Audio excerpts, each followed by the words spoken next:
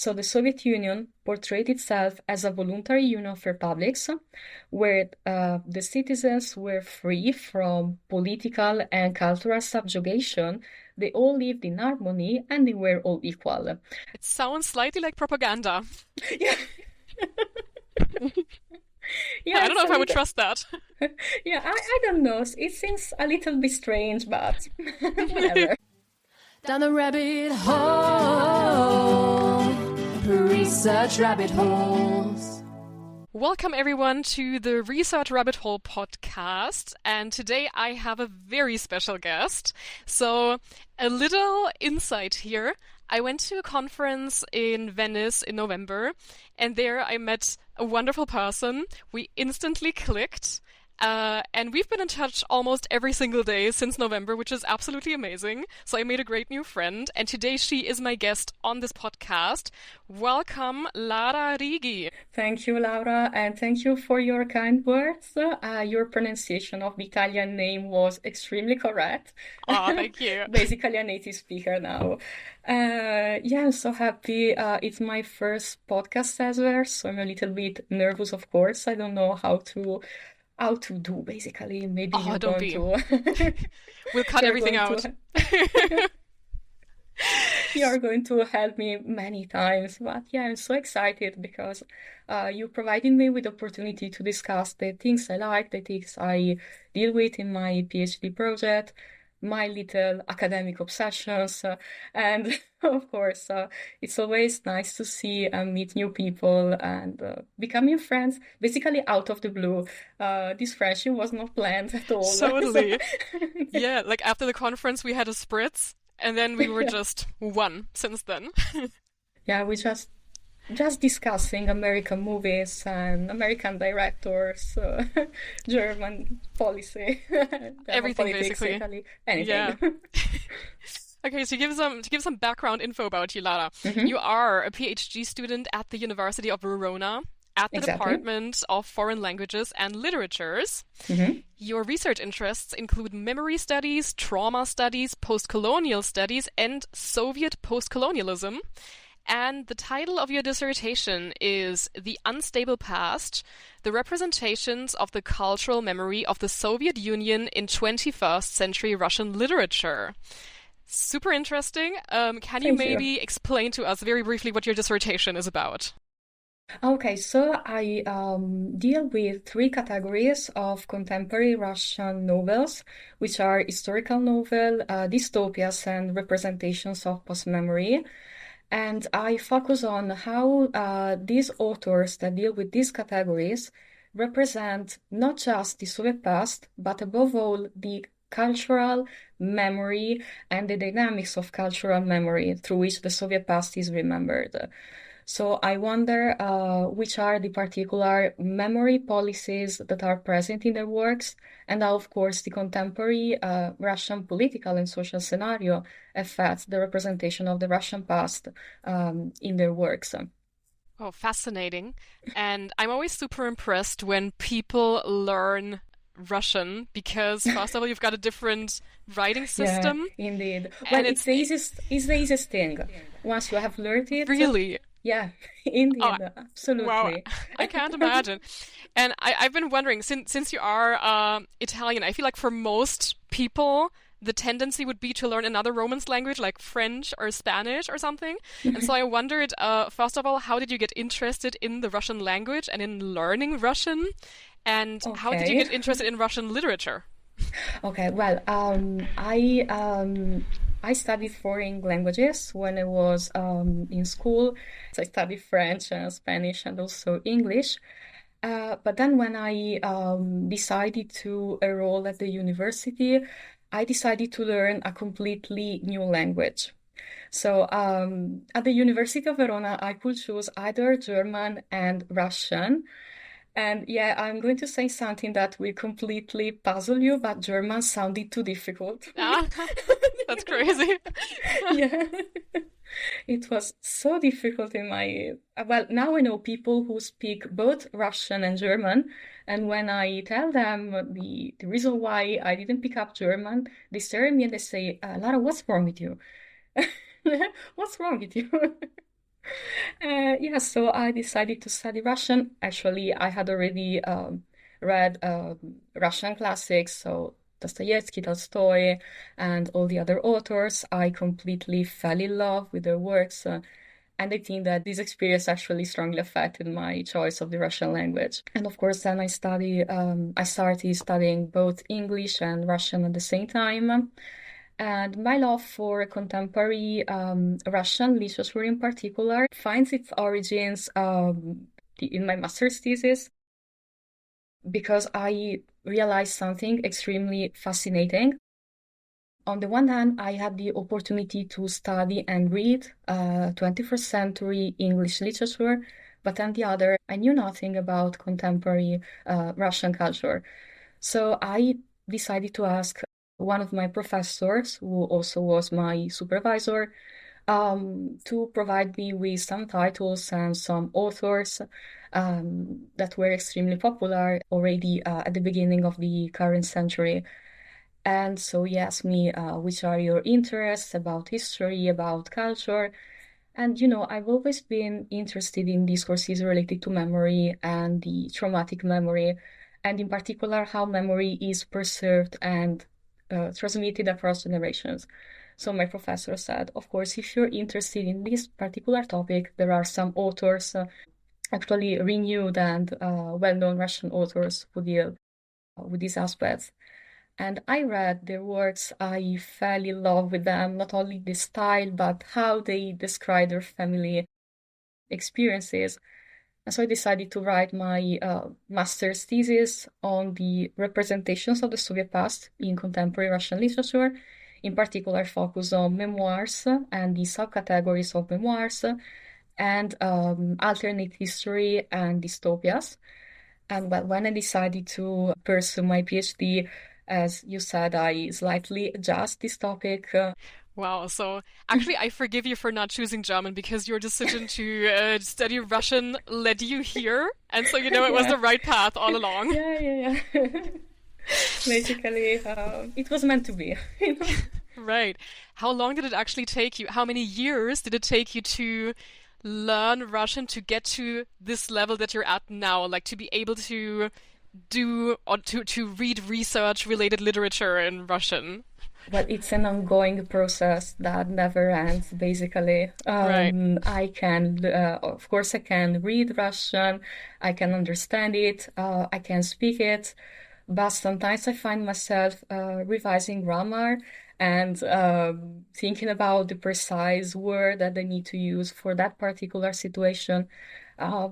When you deal with languages that are completely distant and different from your own language, the learning process is a continuous stream. Somehow you always find something new to learn, something new to study once again. And in particular, I had the opportunity in Verona to teach Russian language, and I realized that sometimes I was studying with my students. When I had to explain particular rules, I said, oh, this is the reason why I use that particular structure or that particular grammar pattern. I see. Where did you actually teach Russian? Like at a school or somewhere else? At the university, because my university provides specific courses that are considered preliminary courses for students. So in case they have to take a language certificate or they have to take the language exam, they are provided with some extra opportunities to revise grammar and basically have some conversation. Yeah, that was my job. I had students in case they had particular difficulties or they wanted to revise grammar. And it was a very pleasant experience. It can be strange sometimes because of course students are not so younger than you. I see. And you pretty much remember the experience, the ongoing process of learning. You can feel why they make those particular mistakes.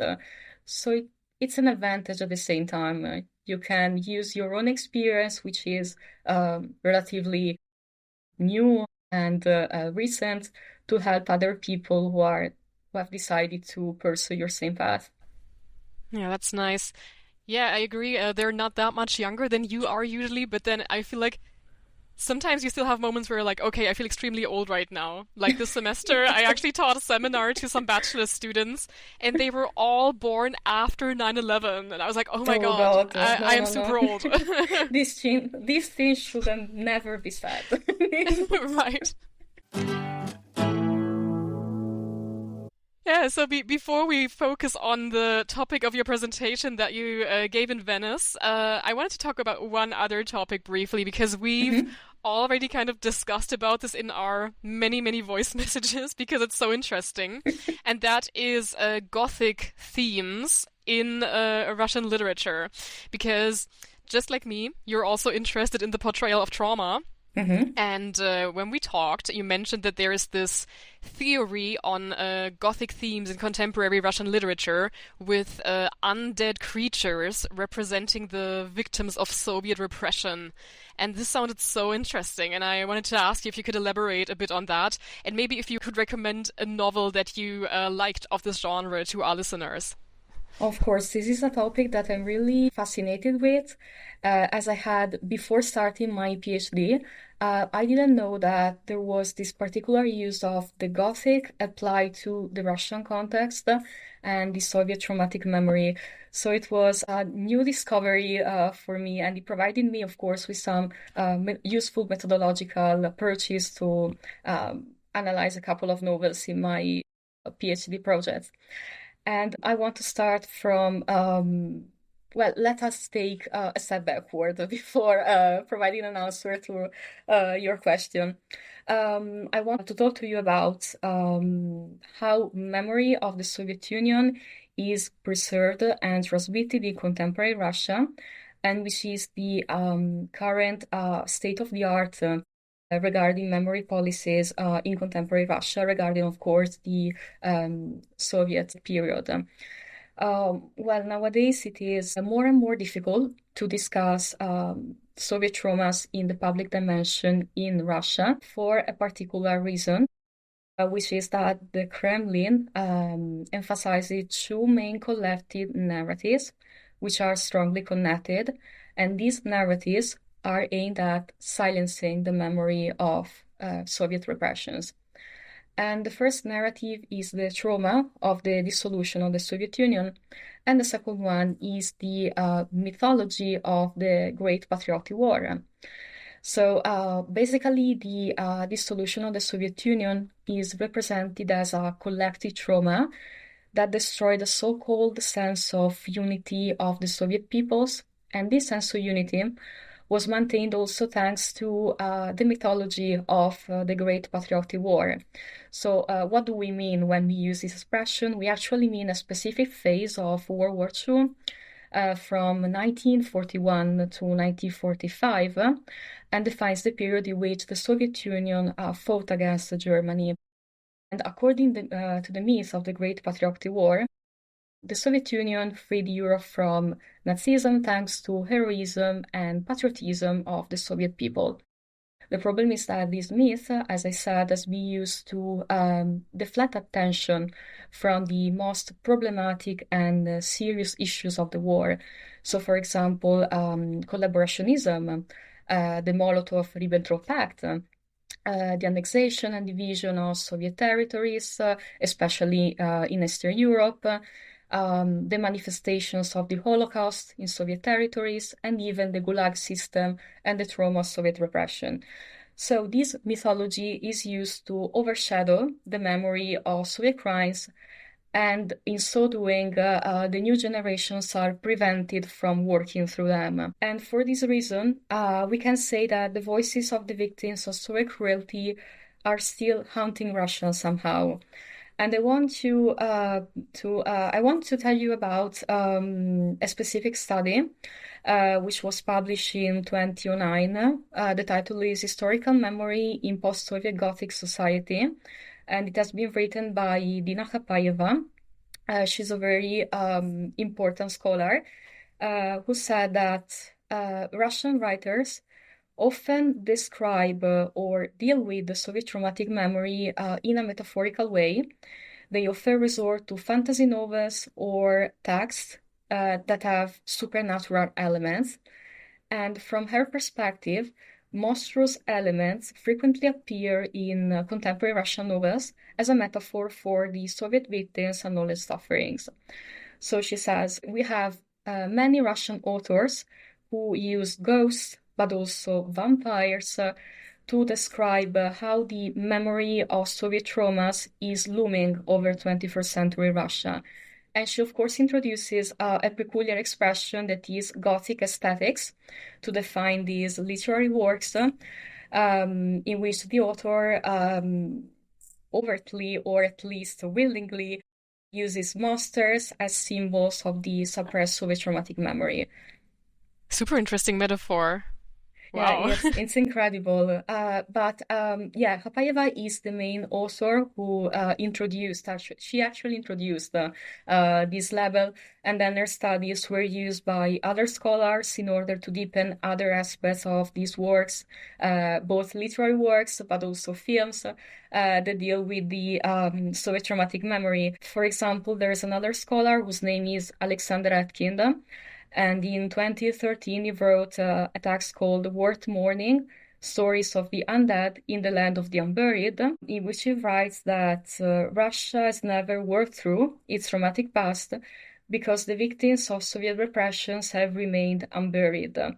According to him, in fact, the absence of graves containing the Soviet victims' remains has caused 21st century Russia to be struck in a perpetual state of mourning. So we have the descendants of victims who cannot process the trauma of their deaths because they have no corpses to mourn. And he says, of course, these people died. The descendants are aware of the fact that these people died. But as their corpses are absent, their descendants are still haunted by their presence. He says they feel that they are mourning a ghost. They know that their ancestors died, but they have no graves, they have no corpses, so they cannot completely work through the traumatic loss and the traumatic Soviet past. And Atkind introduced a specific level to define these literary works, which is magical historicism. So we have this peculiar union of opposite terms. So somehow we have historicism, so we deal with history, we deal with the past, but on the other hand, we have magical, we have a supernatural and fantastic component to deal with the Soviet past. So this anti-realistic approach is actually aimed at disclosing the repressed Soviet traumatic memory. Do you have a favorite novel or film from this genre that you could recommend? Yeah, I have a favorite novel, which is a novel that is part of my PhD project. This novel has been translated into many languages, including English, and the title is Oblivion. It was published in 2011, and the author is Sergei Lebedev. In order to tell you about how the Gothic component is used in this novel, I need to tell you something about the plot. So sorry Spoiler for alert. the spoiler alert. In the novel, we have a main character who is an anonymous narrator. And this character has this strange emotional bond with a blind old man that he calls Grandfather Chu. The problem is that Grandfather Chu is not his biological grandfather, but the narrator parents see him as a special family member somehow. One day everything changes because the narrator is attacked by a ferocious dog, and the Grandfather Chu is the only one who actually saves him by donating his blood to him. And then dies because of complication. Of course, he's an old man, so That's sad. yeah, it's very sad, but the story doesn't end here, of course. Oh god. I see a plot twist incoming.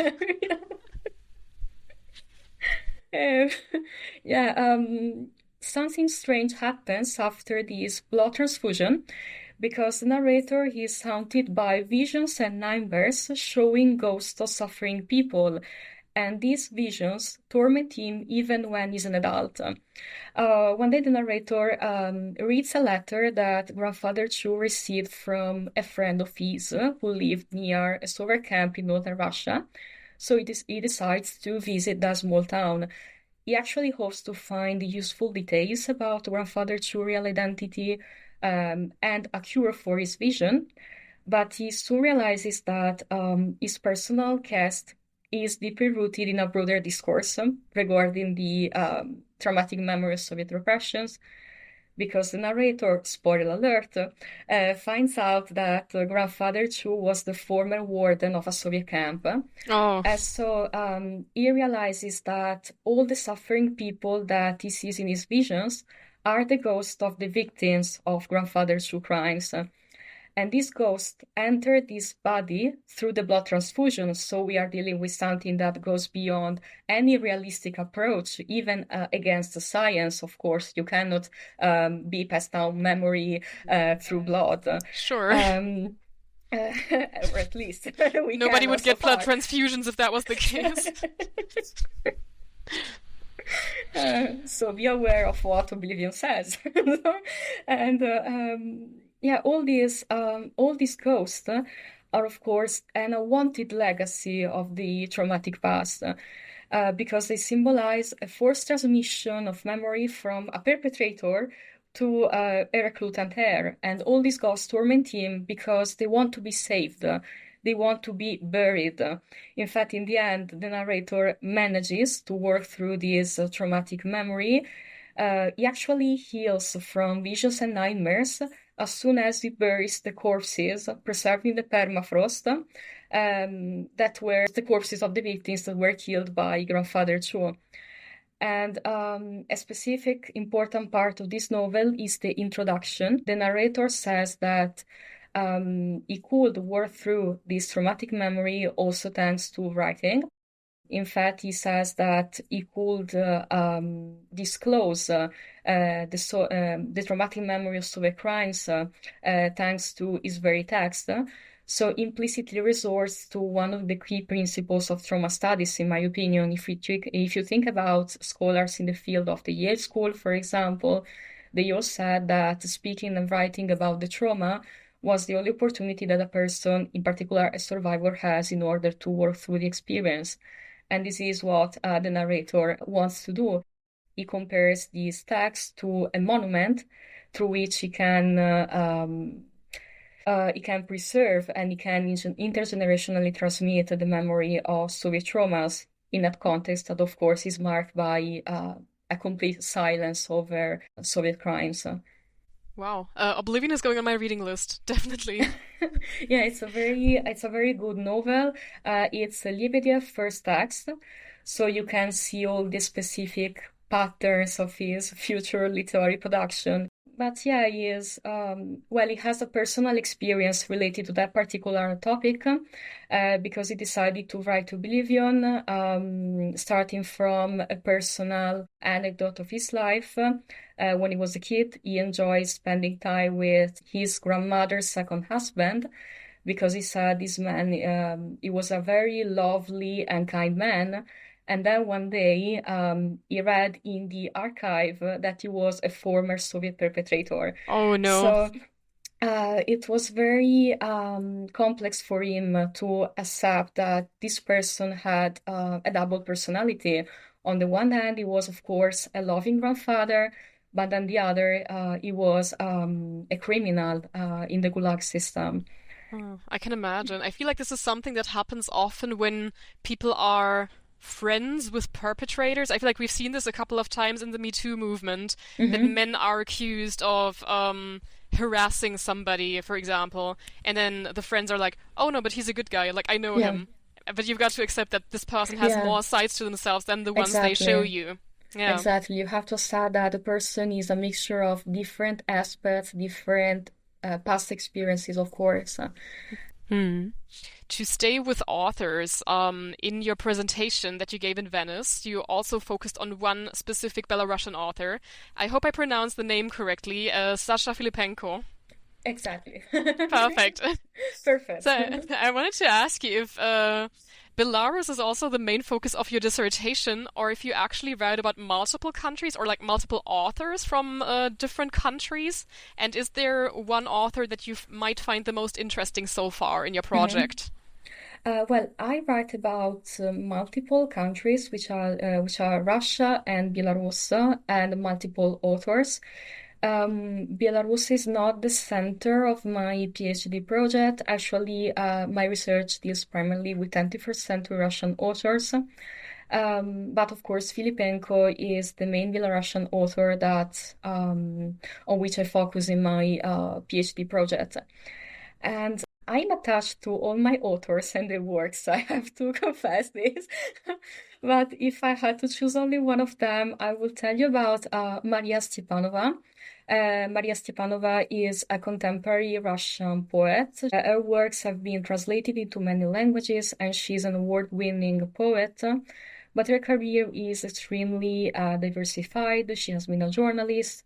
She worked in the advertising field, and she published many essay collections about literature, about the past, and about memory.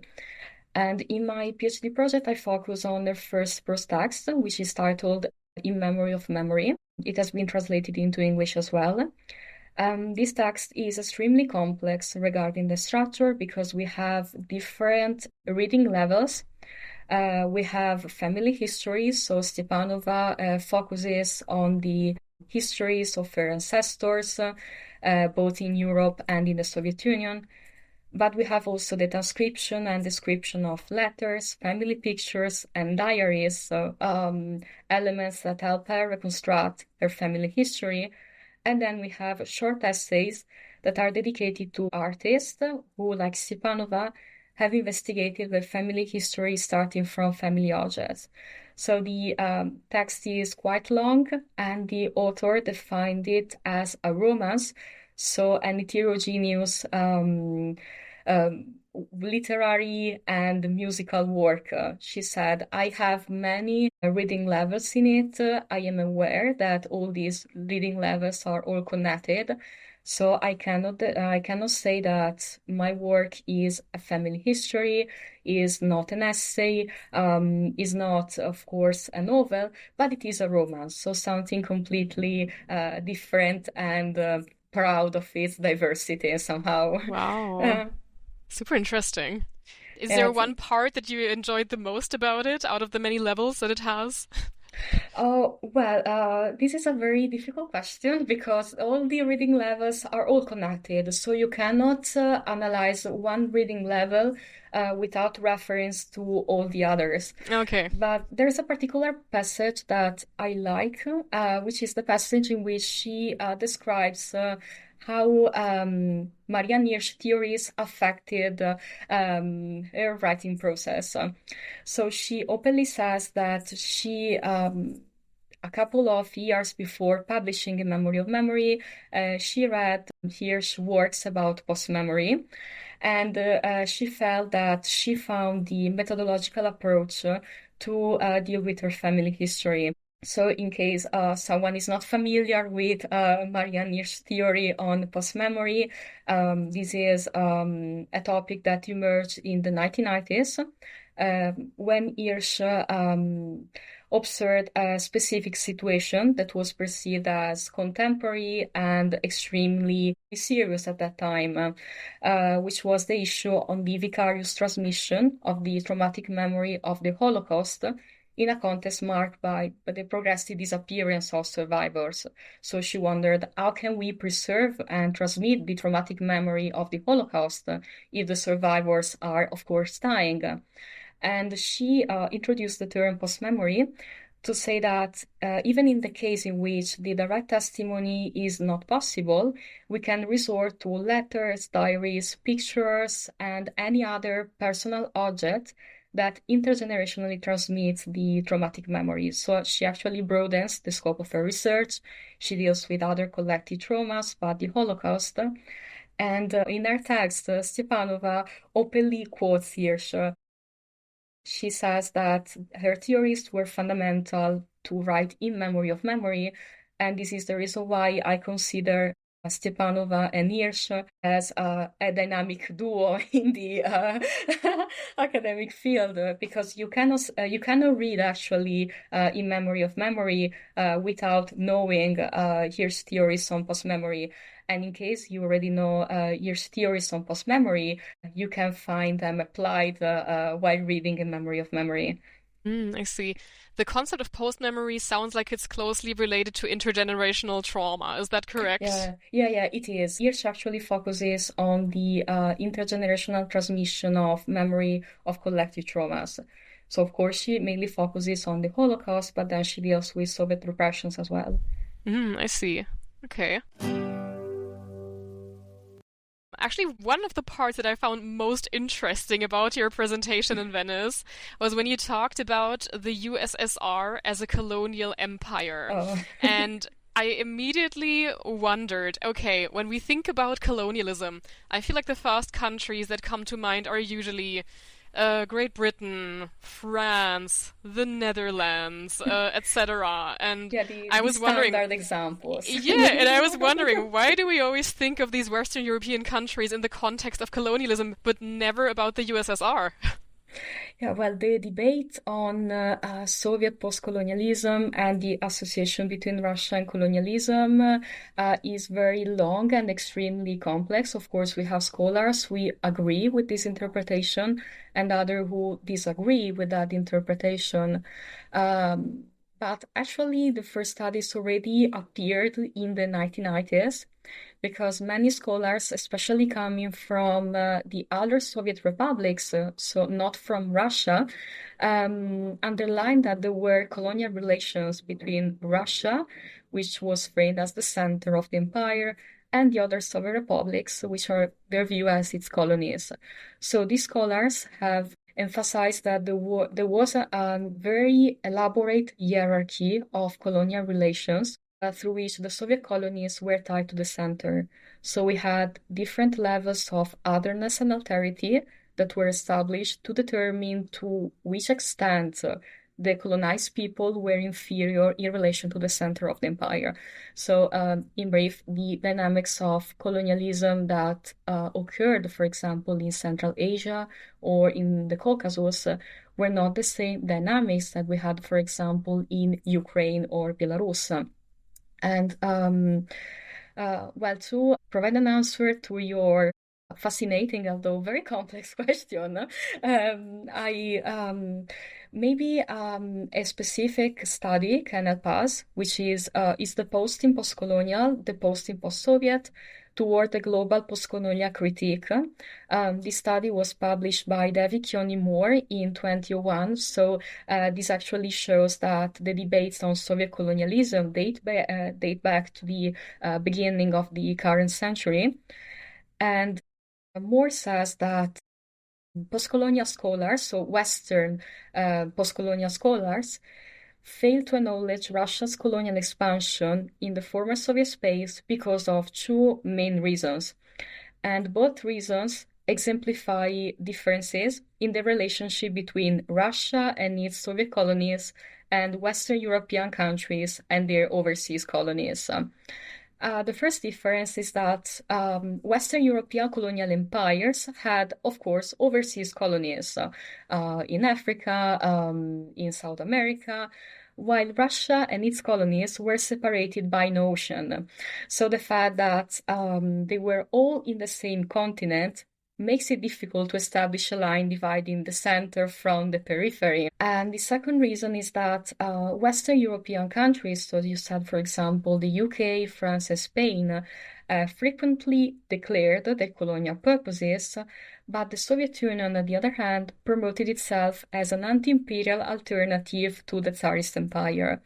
So the Soviet Union portrayed itself as a voluntary union of republics, where the citizens were free from political and cultural subjugation.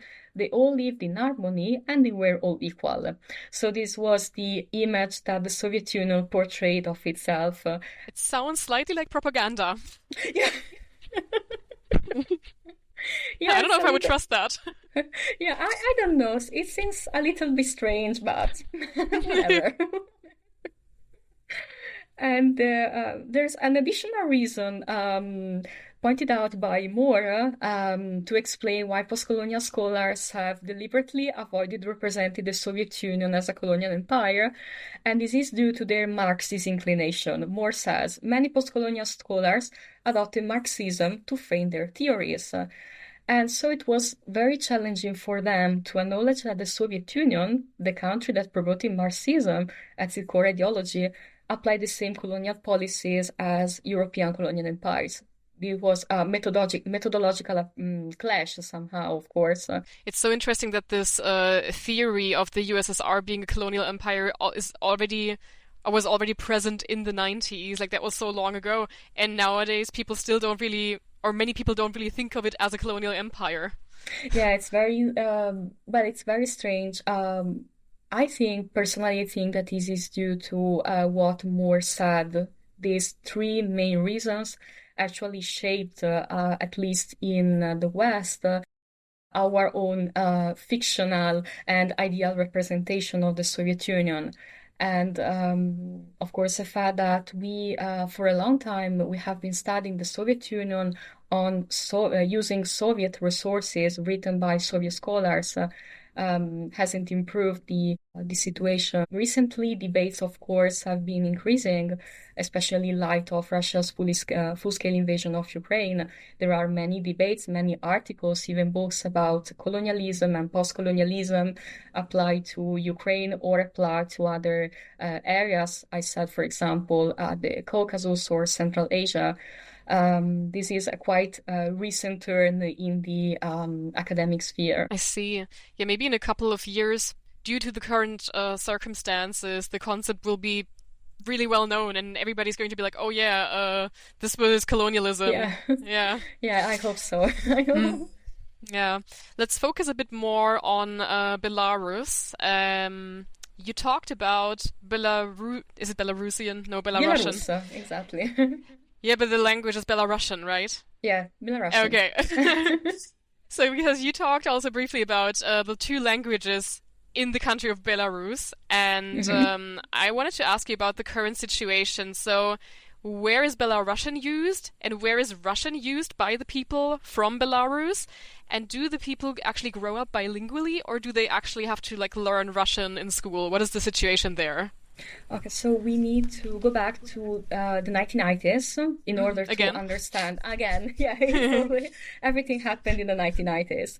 So in 1990, just a year before the dissolution of the Soviet Union, a new language legislation was introduced in Belarus, and Belarusian was declared as the only state language, and its use was promoted in various social domains.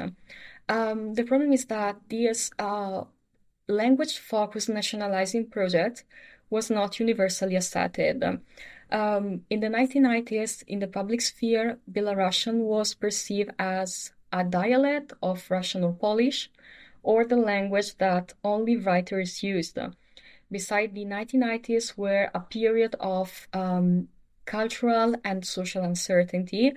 After the collapse of the Soviet Union, there were many debates regarding how the memory of the Soviet period should be preserved and transmitted.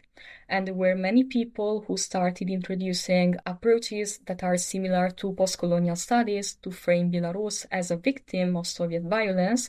But on the other hand, there were many people who felt that they lost the collective and superimposed Soviet identity. So people felt that they lost this universal and collective identity that provided them with a specific identity elements and social elements that they could adopt to determine who they were. And so the language issue must be studied also in relation to this particular identity crisis that occurred in Belarus. And this critical cultural and ideological situation provided Alexander Lukashenko with the opportunity to instrumentalize language policies. because in 1995 he held a referendum to introduce a constitutional reform. And this constitutional reform established that both Belarusian and Russian were state languages. Actually, this change was aimed at having privilege and closer trade relations with Russia. That is a condition that still persists nowadays. So in order to be closer to Russia and also to provide people who felt somehow displaced with echoes to the Soviet past and the Soviet identity, the Russian language was introduced as together with the Belarusian language. Officially, so Belarusian and Russian are both state languages, but reality is much more complex nowadays. Belarus is a predominantly Russophone country. Russian is the privileged language of administration, education, and the media. So we may have TV and radio programs in Belarusian, but the language has consistently declined in the public sphere. So most people don't grow up bilingual. The number of people who grow up bilingual or speaking Belarusian is progressively decreasing, and even people have few and few opportunities to learn Belarusian at school because education is mainly provided in Russian. Oh, that's sad. Yeah, it's if you lose your own language, you lose something of your identity. Of course, yeah. So it's effectively dying out at the moment. Yeah, it's an endangered language. Okay. So one of the books that you talked about in Venice was by this author I already mentioned, Sasha Filipenko. And this book is called A Former Son. It's in Russian, right? Yeah, it's in Russian and it hasn't been translated into English yet. I don't know why, because an Italian version exists, for example. I don't know, maybe it's just Hopefully a matter it will of be time. at some point. Yeah. Why did you choose to focus on this book? What are the specific parts that you like about it that you find so interesting? Well, the first aspect that I like is the characterization of a real-life historical setting and a real-life event, because I have to tell you something about the plot in order to understand better what I'm saying. The first part of the story is set in Minsk, so the capital city of Belarus, in 1999. And our main character is a teenage student named Franziska, who is victim of a real historical tragedy. Because in 1999, during a concert, many teenagers died in a crash while running towards a metro station to seek shelter from a thunderstorm. So there was this concert, but then it started raining and people tried to seek shelter in a metro station. But of course, there were so many people that many people died. Oh, that's terrible. That's a really terrible and dramatic episode. And Filipenko describes it in a very detailed and almost traumatic way, in my opinion. And we see Francisque, who falls into a deep coma in 1999 after this accident, and he wakes up a decade later. So he is, if I remember correctly, he's 16 when he falls into the coma. So he wakes up when he's like 26 or 27. And he feels that he has no emotional bonds left. He feels that he's a former son, so a person who is completely alienated from the surrounding reality. Also because his grandmother, he lived with his grandmother because he had, Francisca had a very difficult family situation. His grandmother dies before him waking up, and she was the only person who took care for him for 10 years. So she went every day to the hospital. There's a very moving passage in which Filipenko describes Francis's grandmother reading papers, reading books to Francis, hoping that he will wake up soon. Oh, that sounds devastating. Yeah, it's very, but well, Filipenko's style is very laconic somehow. So he describes feeling, but in a very precise and not extremely worldly way. I like his style. There are some people say, well, he should describe feelings and thoughts more, but I like how he writes. It's distinct, I guess. Yeah, it's his distinct element. You can feel somehow that a novel has been written by Filipenko when you read it. Which is a positive thing, obviously. Yeah, indeed. And well, the other element that I appreciate of the novel is Filipenko's focus on the myth of the Great Patriotic War and how we deconstruct it.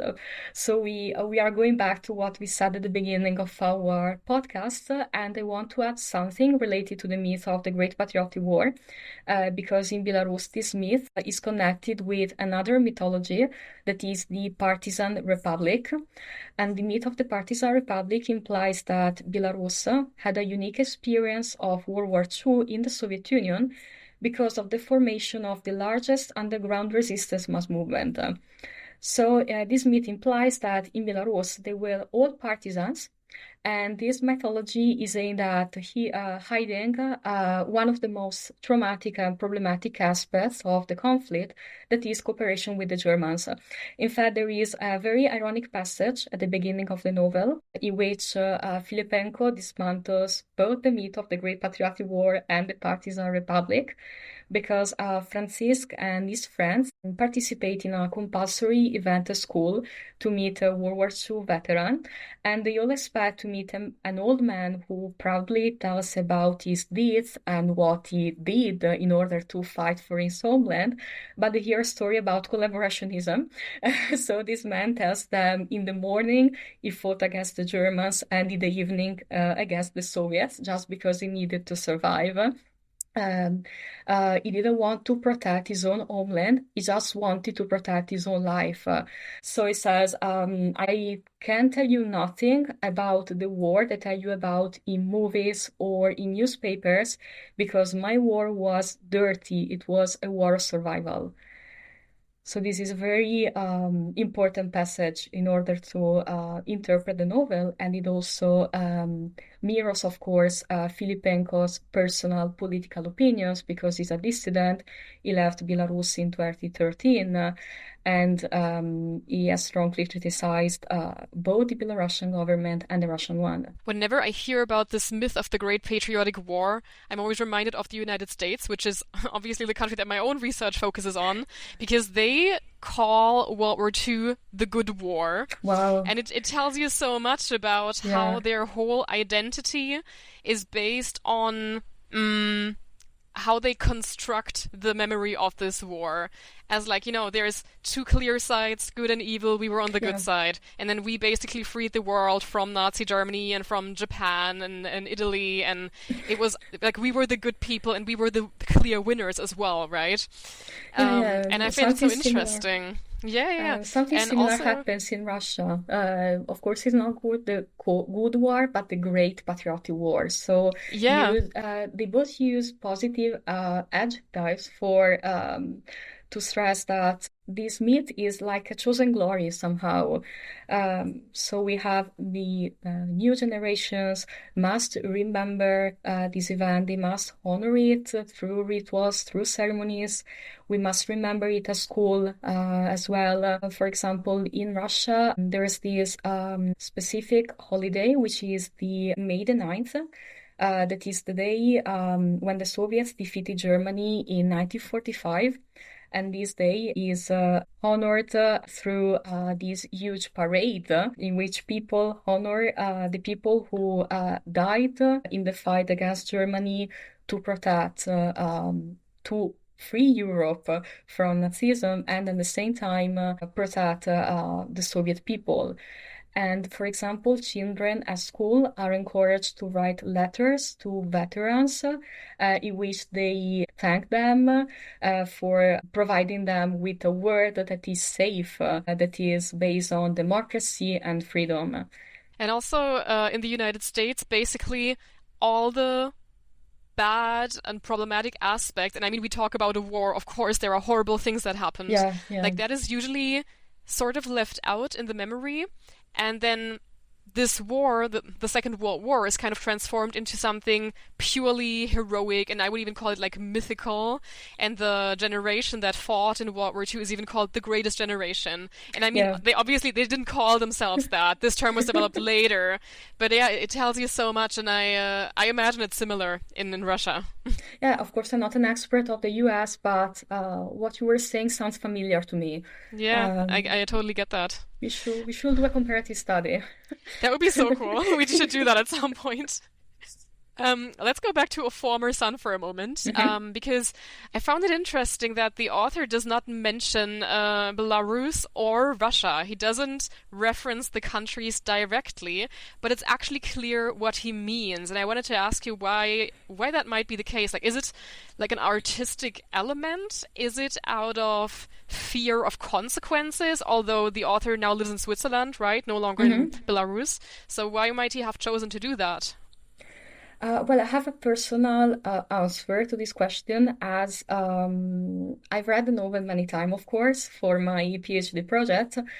And the more I read it, the more I realize that it is quite obvious that Filipenko sets his novel in Belarus, in that particular historical period, and he refers to some real-life historical events, or even to real countries such as Belarus or Russia. And my idea is that Filipenko wants to play with the implied reader of his text. I have the impression that he wants to play with a reader who has prior knowledge regarding that particular context. In fact, we have some elements that reveal where the story is set. For instance, the country, which is Belarus, but is never called Belarus, is called Younger Brother. And it says that this younger brother has a privileged political bond with an elder brother. And the use of this term recalls a colonial attitude that the Russians had towards the other Soviet republics.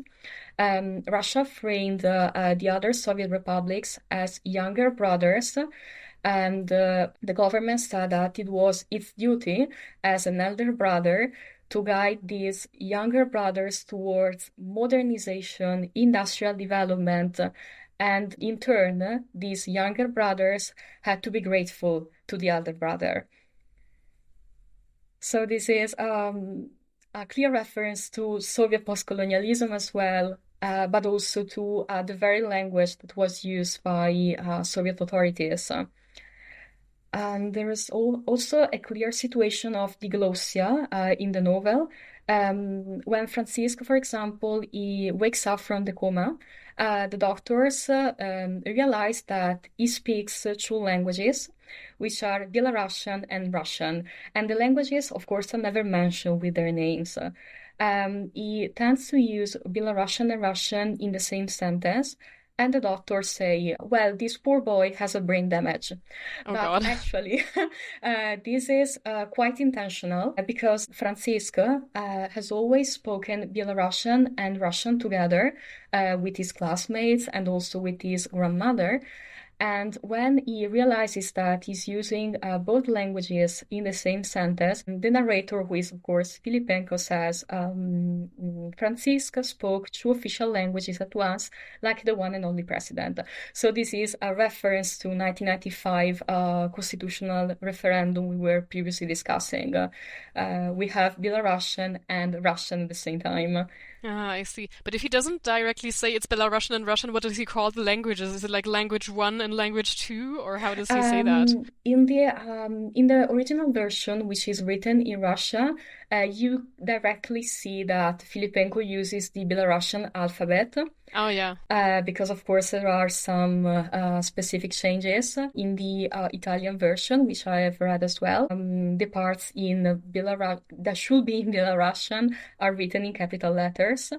And I think that it will be interesting to see what the future English translation will do when in case, of course, English version will be published. I like the idea with the capital letters, though. I hope they will do that if it ever comes out in English. Yeah, because it's immediate. You can see there's a difference, of course. I wanted to talk about one more topic that you and I have already kind of chatted about. That is Soviet Westerns. Yeah. And this whole concept is so fascinating to me because I wondered, when did this become a thing? And like, how similar are these Soviet Westerns to US Westerns? Like, what are they all about? Okay, well, the word of Soviet Westerns is a very fascinating cinematographic word, in my opinion, because, as you said, is so similar to the word of the American Western. But we have to keep in mind that Soviet Westerns emerge when the American Western is already declining. So in the 1960s. Okay. The 1960s is the period in which Western cinema in the US faces some serious challenges and enters its decaying phase. And in this context, we have the production of cinematographic national subgenre of the American Western outside the US. If you think, for example, about the spaghetti Western, if you allow me to be patriotic for a while, it Of is course. the period of Sergio Leone's cinematographic production. And a similar phenomenon occurred in the Soviet Union as well, because between the 1960s and the 1970s, we have more and more films that are filmed with the structure of the American Western. And these films were called Easterns. So nothing original here. Yeah, we are not dealing with the West, we are dealing with the East, so they are Love that. called Easterns. It's like a stroke of genius. Of course, you used the term Soviet Westerns, and this term exists as well. The problem is that sometimes critics use Soviet Western and Eastern as synonymous with Red Western, that is a third category. In fact, an Eastern or Soviet Western is a Soviet film that is either based on works by James Fenimore Cooper, Jack London, or Mark Twain, or a Soviet film of the Western genre that is set in the Soviet Union during the Bolshevik Revolution of the Russian Civil War, so between the late 1910s and the early 1920s. On the other hand, we have Red Westerns, and the Red Westerns are films of the Western genre which are set in the American West, but they are filmed in or co-produced with East Germany and other communist countries.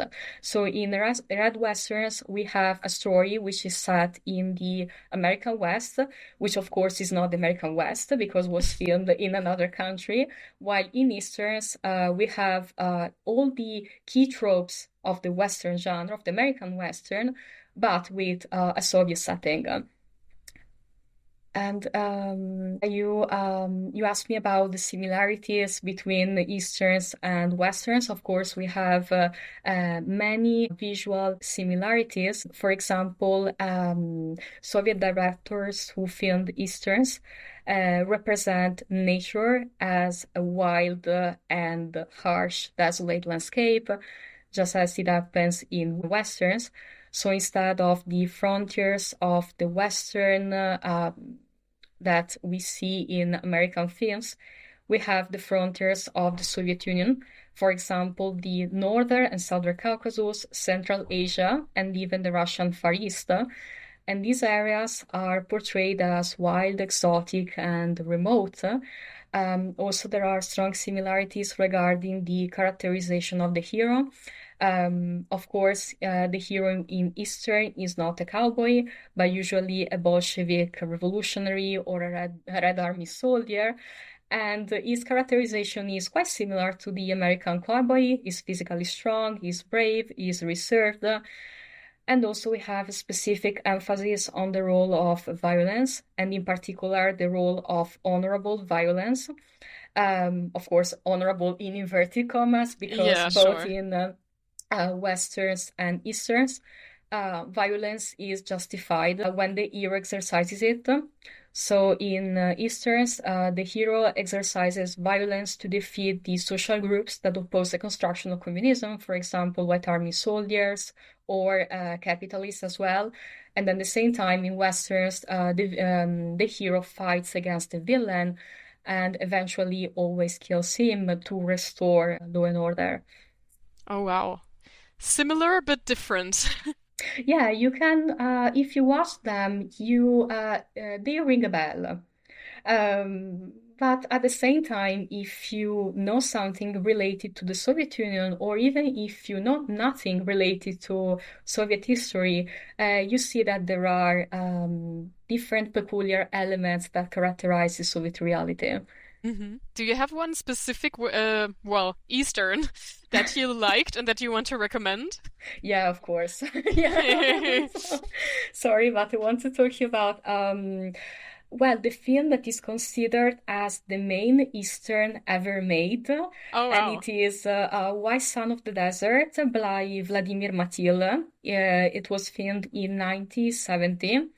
And well, if you allow me, I will tell you something about the plot Oh, briefly. please, yeah. Okay, so we have a hero who is Fyodor Sukhov. He's a Red Army soldier and is leaving the eastern shore of the Caspian Sea. So more or less we are in modern Turkmenistan, so in Central Asia, because he's ready to return home after the civil war. But then he finds a man buried in the sand and he decides to free him. This man is Said. He's a Central Asian man who wants to avenge his father, who was killed by a rebel.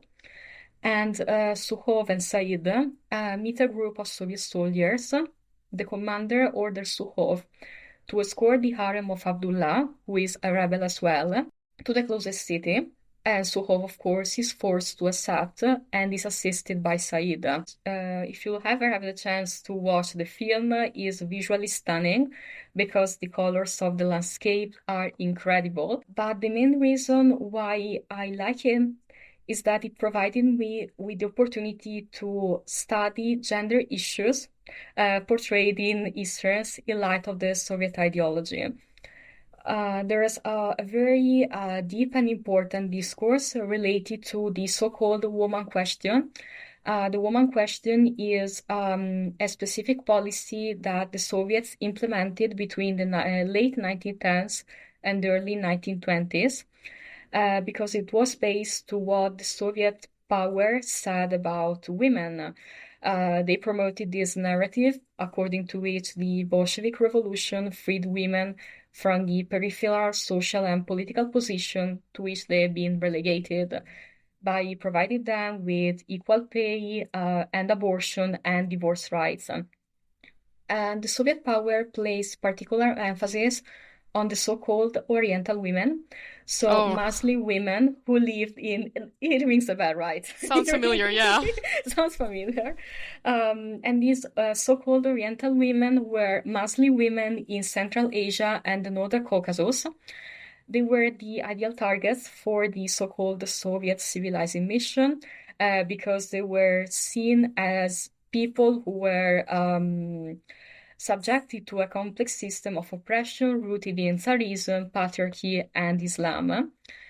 And in Matil's film, we have clear references to Oriental women. There are several, even funny passages in which Sukhov is determined to teach the harem women of Abdullah Soviet principles.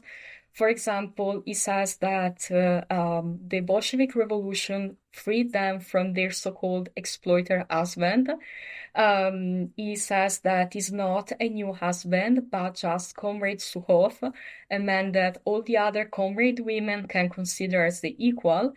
And also we have a specific moment in which obligations imposed on Muslim women are mocked, because Sukhov accidentally sees the harem women without their niqabs, and they cover their faces with their clothing to protect their faces according to Muslim criteria. But of course, in doing so, they expose their naked upper bodies and underwear, which is basically worse according to our standards. Well, what I find fascinating about this film is that, of course, we have this continuous repetition of Sukhov progressive Soviet statements, but at the same time, the image of Central Asian women is influenced by patriarchal and Orientalist stereotypes, because it is Sukhov who says Central Asian women from Abdullah, he has them. So we have the old and standard trope of the endangered woman who is saved by a man, and in particular, a non-Russian woman who is saved by a Russian man. Man, I just had such a flashback to the course that I taught this semester because Oh, really? yeah, I talked with my students about the United States' invasion of Afghanistan after 9/11. And one of That's so fascinating. yeah, and one of the discourses that got really famous was that they were doing it for the women in Afghanistan. It was like, we are freeing the oppressed women of Afghanistan. Yeah. And fun fact, I started correcting the exam that my students had to write. This is bad And- news. No, they were really good. And like the thing that every single person wrote in the exam. So I asked a question. What is Orientalism and which role did it play in the War on Terror? Like the one thing that every single person wrote was like, and the people in Afghanistan are oppressing women according to the United States. So that's stuck. I imagine them adding in a hurry according to the United States.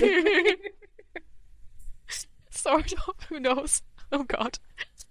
Lara, I wanted to ask you, are there any other projects, apart from a dissertation, which obviously takes most of your time, Yeah. but is there anything else you're currently working on that you want to share? Well, I'm working on a paper on Stepanova's In Memory of Memory, and in particular, I focus on the representation of the domestic space as an instrument of post-memory. So how the author uses objects that have been preserved by her ancestors in their houses to intergenerationally transmit memory. So how the house itself becomes an instrument of post-memory transmission. Interesting. And I'm also still working on Filipenko. I'm preparing a paper for a presentation, which is centered on Filipenko's own historical novel, which is titled Red Crosses. This has been translated into English. And in the paper, I'm going to analyze the vicarious and intergenerational transmission of the traumatic memory of World War II in Belarus. So I'm going to resort to the Partisan Republic and the Great Patriotic War as well. Interesting. And I know PhD students hate this question, but like, can you already imagine in your academic future what kind of project you might want to work on after the PhD? Well, if there's a life after the PhD, of course, I would like to work more on Soviet Westerns. I would like to extend my research to Red Westerns as well, so to introduce comparative analysis between different films and different cinematographic traditions. But I'm also interested in a topic that is a side project of mine, actually, which involves translingual and transcultural literature produced by authors who come from the former Soviet space, but they now live in Western Europe. And these authors, of course, deal with trauma and memory. They especially describe their experiences as heirs of the Soviet traumatic memory, but they write not in Russian or not in another language of the former Soviet countries, but in the language of the country in which they now live. So there's this interesting tension between the language and the topic, it fascinates me a lot. And another topic that is extremely interesting is eco-criticism and post-Soviet literatures, because I realized that many authors coming from the former Soviet countries are writing about the environmental disasters that occurred in the Soviet Union, and in particular in the peripheries of the Soviet Union, for example, Central Asia, because many atomic bomb tests took place in Central Asia, and I plan to explore this topic in the near future. Nice. I'm excited to hear more about that in the future. Thank you. After the PhD, there is a light at the end of the tunnel. We're going to get there eventually. We are going to discuss about all of these three topics, of course. Obviously, we will. Lara, it was so great to have you as my guest on this podcast. Thank you so much for being here and sharing all your interesting ideas. I had a lot of fun, and thank you so much for your patience, your useful insights as well for my research, and the constant dialogue between Soviet-related things and America-related things. We need to collaborate on something at some point. Yeah, I see us doing that. The vision is there. Cool. Then thanks everybody for listening to this episode of Research Rabbit Holes, and I'll hopefully see you again, or well, hear you again in the next one. Down the rabbit hole, research rabbit holes.